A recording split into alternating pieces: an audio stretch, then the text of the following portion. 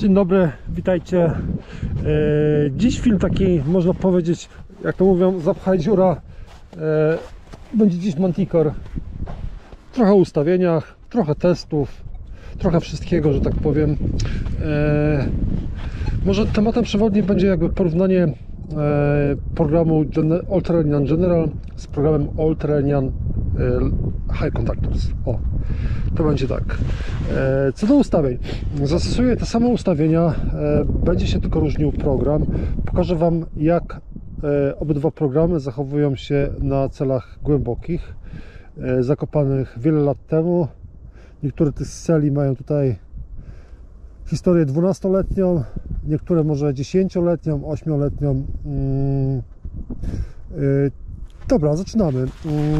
Co na pierwszy strzał, że tak powiem? Na pierwszy strzał myślę, że General, którego praktycznie wszyscy używamy, bo jest to, można powiedzieć, program główny. Na ustawieniach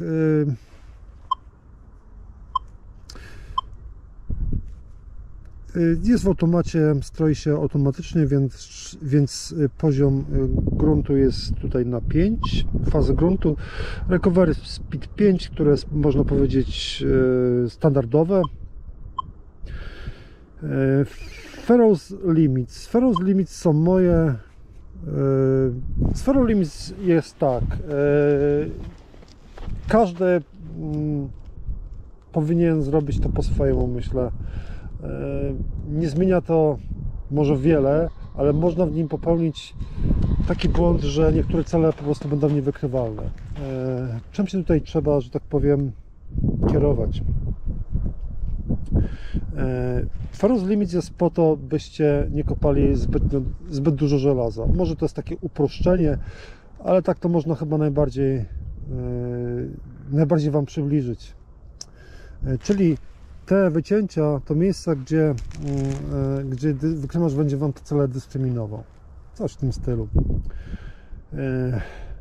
Wszystkie dobre cele, to mówię akurat teraz dla osób, które nie mają Manticora, mocne, dobre cele są pokazywane na tej linii, kropką tutaj, prawda? I identyfikatorem tutaj numerycznym. Jednak w niektórych terenach lub cele, które są po prostu trudne, mają tendencję do, że tak powiem, przemieszczania się troszeczkę tutaj i nie jest to wszystko już takie proste i łatwe, więc potrzebujecie jakby większej szerokości tego okienka, byście te cele po prostu wykryli, te trudniejsze. Krytycznym zakresem jest ten zakres dolny, bo właśnie tutaj pokazują się cele trudne. Takie cele, na przykład drobne złoto w zmineralizowanym gruncie, jakaś drobna srebrna monetka. To jest ważne, żeby ten dół nie był zbyt mocno pociągnięty do góry, żeby nie był za bardzo wycięty. Natomiast ta góra, to tam głównie będzie się pokazywało żelazo. Żelazo, jak zauważycie, będzie się pokazywało głównie tutaj, w tym rejonie. Te żelazo, można powiedzieć, charakterystyczne, nieoszukujące. Niektóre żelazo będzie miało tendencję do rysowania linii w dół. Będzie to wszystko zależało od jego wielkości, kształtu, terenu i tak dalej, ale to są podstawowe sprawy. Jeśli będziecie używali Manticora, to bardzo szybko zorientujecie się, że gdzie to żelazo występuje po prostu, nie? Po prostu wiedza o wykrywaczu i jego umiejętność jest proporcjonalna do celi wykopanych, więc jeśli będziecie kopali tym wykrywaczem, a nie będzie on leżał, no to po prostu ta wiedza będzie przychodziła do Was szybciej i będziecie szybciej uczyli. Będziecie po prostu obserwować wyświetlacz, będziecie widzieli, gdzie to żelazo się znajduje i będziecie wiedzieli, gdzie sobie je wyciąć, żeby nie wyciąć za dużo. Ja oczywiście na początku używałem skopiowanych ustawień, nie swoich, tych wycinanek, ale po prostu później zrobiłem, że tak powiem, swoje. Najprostszą rzeczą, którą tutaj można, że tak powiem, zrobić, no to jest użycie takich wycinanki jak, o nie tutaj, to absolutnie nie pasuje. O tak, tak. Powiedzmy taki, o. To jest chyba najprościej co możliwe i to jest w miarę tak, że tak powiem bezpiecznie. Jeśli ktoś nie wie jak ustawić, no to takie ustawienie tutaj będzie chyba optymalne. Można jeszcze niżej tutaj sobie ten w dół to przesunąć. To przykład coś takiego. Więc to tyle tak w skrócie, jeśli chodzi o wycinanki Ferrous Limits. Najważniejsze, żeby nie wyciąć za dużo, żeby to żelazo, że tak powiem, nie przeszkadzało. No i tak ustawienia są, że tak powiem, podobne. Stabilizator jest na 0. Dźwięki jest Enchanted, ale pokażę Wam różnicę. Może też... No zaczynamy. Program General, Alternia General. Na początek 2 cele. Myślę, że może się na nich nawet skupię, na tych 2 celach, by pokazać różnicę, by ten krótki film był bardziej czytelny. W tym miejscu tutaj została zakopana wiele lat temu Silbergroschen. To jest taka mała srebrna monetka pruska na głębokości 25 cm kiedyś i została wbita w skarpę, by zasymulować prawdziwy grunt nad tą monetą. Jak będzie wykrywana w tym programie i w tych ustawieniach?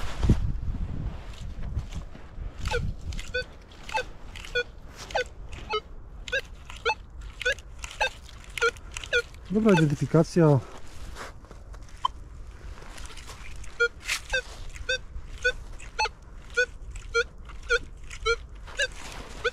A natomiast tutaj, w tym miejscu gdzieś, jest półtorak, czyli moneta srebrna, XVII-wieczna, tylko że to jest taki biedny półtorak, bo jego jest 2/3 i on też w tym samym czasie został zakopany na głębokości 25 cm.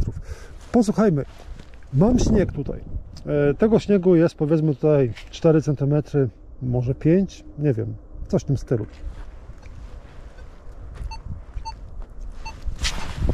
Identyfikacja.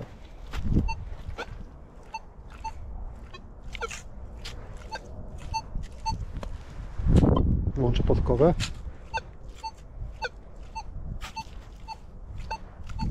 $98. Myślę, że ta identyfikacja dosyć prawdziwa, bo wszystkie wykrywacze, które wykrywają tego półtoraka, identyfikują go bardzo wysoko. Ten Silbergroschen przez długie lata, można powiedzieć, nawet był nieodkryty. Ja tutaj próbowałem różne, że tak powiem, odkrywki robić i znaleźć ten cel, ale nie mogłem go znaleźć. No, udało się to Deusem. Jak widzicie, Manticore również sobie bez problemu z tym radzi. Co teraz? Jeszcze pokażę Wam może dźwięki. Jak będzie to wyglądało na normalu? Mięciutko, nie? Jak będzie wyglądał półtorak?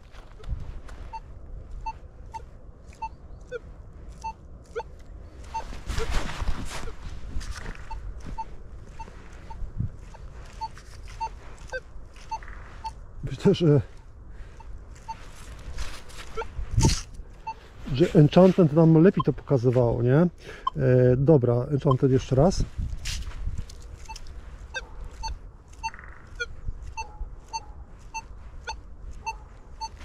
Z tego samego podejścia normal.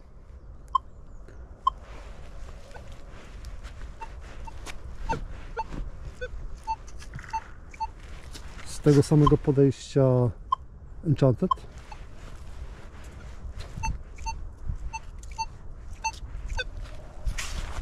I jeszcze raz normal. Oj, się mi przeklikało. Normal. Dobra, to tyle jeśli chodzi o czytelność tego celu. Jestem w normalu. Pokażę Wam jeszcze raz Silbergroschen. Bardzo przyjemnie.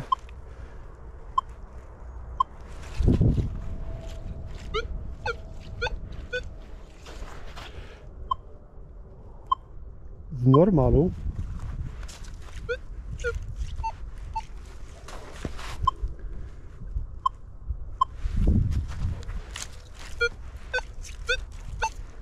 Tak to wygląda.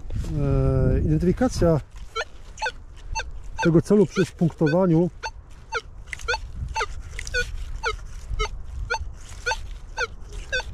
oscyluje wokół 38-39. Czasami pokazywało się to 99, ale myślę, że bardziej ta identyfikacja właśnie te 39-38 pasowałaby tutaj. Jest to nieduża moneta srebrna i tak powinna być identyfikowana, nie? W półtorak, wiadomo, identyfikacja jest wyższa. Co teraz? Co zrobię teraz? To jedyne co, to zmienię z Generala na Deep, na High Conductors. Dobra. Co do ustawień,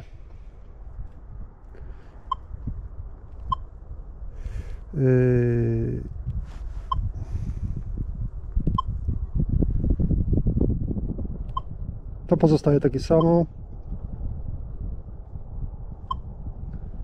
Ferrous Limits moje. Stabilizator również na 0. O, później Wam pokażę jeszcze ze stabilizatorem. Enchanted dźwięki. No i zaczynamy. High Conductors.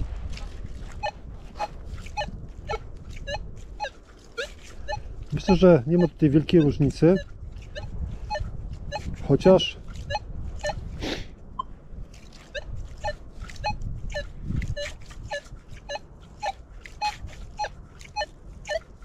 ja tu różnicy nie widzę.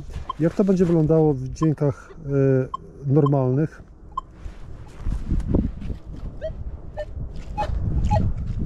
Wydaje mi się, że trochę lepiej. Audio jest mocniejsze w tym programie. Jeszcze raz Enchanted.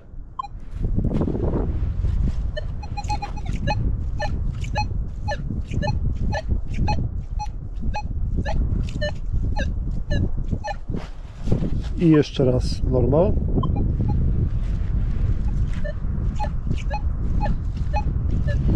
Dobra, no to teraz półtorak, który powinien być wykrywany lepiej, dlatego że wykrywacz widzi go jako cel wysoko przewodzący i identyfikuje go wysoko.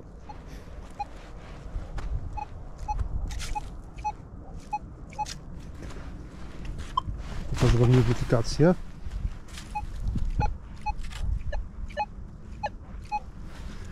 Jak to będzie wyglądało w systemie Enchanted.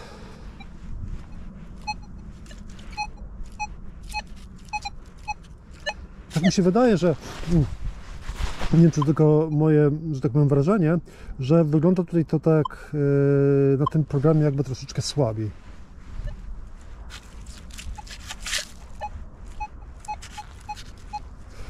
Przytomniejsze to było na Generalu, prawda? No, co jeszcze mogę Wam pokazać? Widziałem wczoraj film na YouTubie, gdzie to był film albo Rosjanina, albo Litwina, albo tego Łotysza z Manticorem, gdzie on maksymalizował czułość i używał stabilizatora na 5. Więc coś takiego, no to ja na przykład bym takiego czegoś nie użył. Nie są to jakby, że tak powiem, moje ustawienia i mój, że tak powiem, klimat. Ale dobra, nie? Pokażę Wam, jak to działa na moim polu testowym. Przejdę do programu General, bo tam był General. Zostawię te wycinanki. Nie będę maksymalizował czułości, bo uważam to za głupotę, ale ten stabilizator na 5 to mnie interesuje. Zobaczymy, jak to działa u mnie, jaka będzie wykrywalność tego celu. No to teraz Silvergroszem.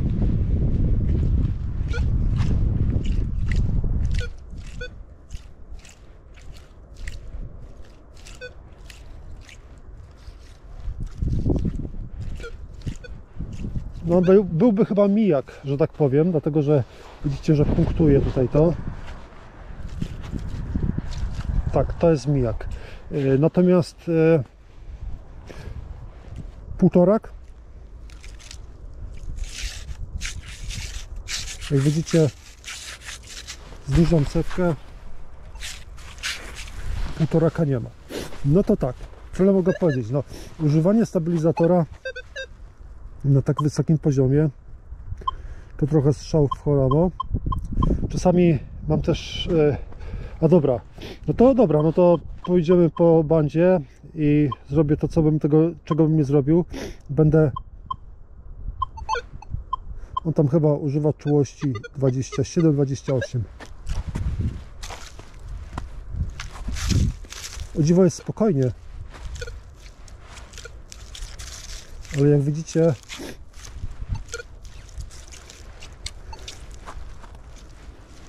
wykrywalności nie ma. Tu jest półtorak. Pamiętacie, jak fajnie było nam go sygnalizowało czułość 22, ale i tak go nie ma. Więc muszę wam powiedzieć tak, że czasami oglądając różne filmy na YouTubie, mam wrażenie, że niektóre osoby próbują celowo pokazać wykrywacz w żywym świetle. Bo zmniejszenie tego stabilizatora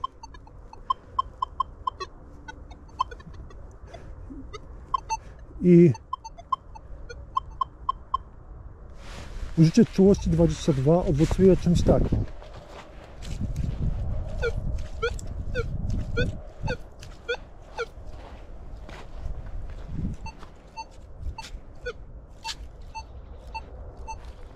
Więc po co pokazywać ludziom coś, co jest głupie? No bo tak to można powiedzieć, to jest totalnym debilizmem, nie? Dodatkowo ten na przykład film, który wczoraj widziałem, mnie tak zainspirował, ma tam chyba dziesiątki tysięcy czy tysiące obejrzeń i chyba z 300 komentarzy, nie?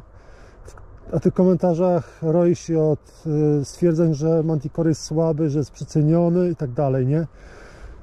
Nie da się, i to jest walka z wiatrakami, wytłumaczyć ludziom, że takie testy nie mogą służyć do tego, by oceniać wykrywacz. Można natomiast ocenić osobę, która je robi, jaką ma wiedzę, jakie ma umiejętności, więc możecie ocenić taką osobę, czy to po prostu, no, nie chcę użyć mocnych słów, czy to po prostu się trzyma kupy, nie? Tak więc trzeba uważać, na co się patrzy. Pokazałem wam bardzo prosto, prawdopodobnie te ustawienia są identyczne jak tego tam człowieka, który tam testuje te wykrywacze na tym polu testowym. No ale wyniki są jednoznaczne, prawda? Manticore jest bardzo czuły, jeśli chodzi o czułość. Tak bym powiedział, jest czuły, jeśli chodzi o czułość.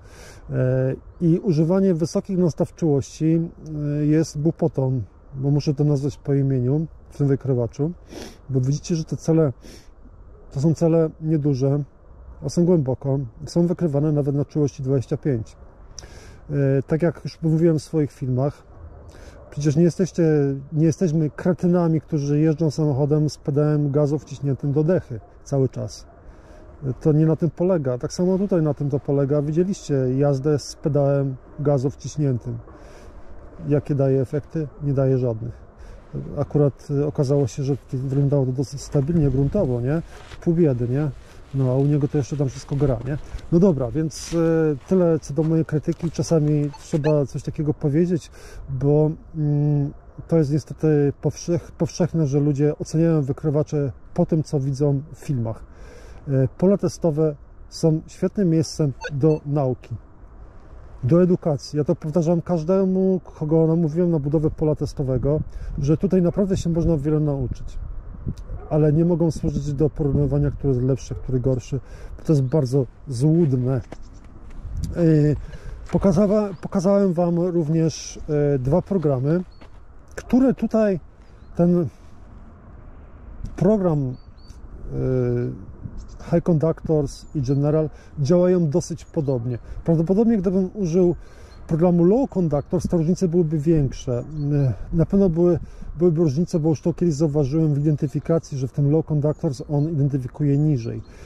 Tu raczej nie było to tak mocno zauważalne. Z tymi programami to wiecie, to też jest tak, że To nie jest tak, jak ten producent tam napisze czasami. Czasami trzeba próbować na przykład używać programu typu High Conductors w swoim gruncie, bo to może podziałać nie tylko w tych dużych i wysoko przewodzących celach, ale może pomóc również paradoksalnie w tych drobnych. Bo wykrywacz ma jakieś tam wewnętrzne swoje ustawienia, które przygotował producent, ale nie wie, w jakim gruncie będziecie działać i w waszym gruncie akurat to może zagrać, nie? I tak na przykład w Deusie spokojnie można używać programu Deep High Conductors przy odpowiednich tam manipulacjach jeszcze, jeśli chodzi o te ustawienia dostępne, by poszukiwać celi drobnych i działa to fenomenalnie. Więc trzeba myśleć, nie? Nie wyobrażam sobie, to znaczy ja sobie nie wyobrażam, nie wiem jak wy, bo mówię o sobie, nie? Nie wyobrażam sobie, bym wiedział, bym poznał jakiś tam wykrywacz bez pól testowych. Jest to dla mnie niemożliwe. Takie niuanse, jak na przykład tutaj słyszeliście porównanie pomiędzy dźwiękami normalu a enchanta, w terenie można zrobić. Wiele rzeczy można zrobić. Tak samo jak w Deusie przełączanie programu, bo ustawicie sobie obydwa programy, które chcecie sobie przetestować obok siebie i przełączacie je tylko przyciskiem. Da się to pewne rzeczy zrobić, ale pewnych rzeczy nie osiągniecie. I tak jak powiedziałem już w tym filmie, znajomość wykrywacza polega na ilości wykopanych celi. Im go częściej używacie, tym szybciej go poznacie. Jednak posiadanie pola testowego w swoim terenie, w swoim typie gruntu i gdzie jeszcze dodatkowo, gdy cele są takie, które pożądacie, czyli w waszych terenach występują na przykład, co bym powiedział, boratynki, no to zakupujecie boratynki. Występują półtoraki, zakupujecie półtoraki. Występują na przykład talary pruskie jakieś na przykład, zakupujecie talary. Występują Rzymy, zakupujecie Rzymy. Wszystko w temacie. Kupujecie jakieś tam wycieruchy, zakopujecie i macie pole testowe. Więc gorąco namawiam do tego, bo według mnie nie ma możliwości poznania na przykład Deusa 2 czy nawet Manticora, który jest wykrywaczem w sumie łatwiejszym, bez pola testowego. Nie da się tego zrobić, bo tak w tym filmie przewijam tego Deusa, chociaż w filmie za Manticorze, ale muszę wam powiedzieć tak, ja próbowałem większość dostępnych programów, jeśli chodzi o Deusa 2, już te magnety, tekny, nie wiem, jakieś tam, próbowałem po prostu, nie? Próbowałem i w terenie, i na polach testowych. Żaden nie działał tak, jakbym chciał. Tyle mogę powiedzieć. Zawsze byłem w stanie znaleźć ustawienia, które działały po prostu lepiej. To wcale nie świadczy o tych osobach, które ułożyły te programy, że są głupie, nie? Tylko o tym, że po prostu to działa może w ich terenach. Tak ja sobie to tłumaczę. U mnie ich ustawienia nie działały tak, jakbym chciał i zawsze mogą znaleźć lepsze rozwiązania. To świadczy o tym, jak jest to skomplikowane i jak ważna jest własna inicjatywa, własna kreatywność, by się czegoś po prostu nauczyć, by po prostu być w czymś lepszy. Na tym to polega, nie? No cóż, taki film miał być krótki, nie wiem, czy jest krótki, czy długi. 2 cele. Zobaczyliście mniej więcej, jak to wygląda, jeśli chodzi o Manticora. Trochę wam pokazałem, troszeczkę nigdy nie krytykuję kogoś, naprawdę, ale wybaczcie, czasami po prostu trzeba, bo po prostu można wyczuć, gdy ktoś ma na przykład negatywne parcie w kierunku jakiegoś wykrywacza, nie? I pokazuję go po prostu ze złej strony, bo ja jestem przekonany, że Manticora akurat w miejscu, gdzie ten Rosjanin tam robi testy, można pokazać o wiele lepiej. Na dziś to wszystko. Trzymajcie się, do usłyszenia.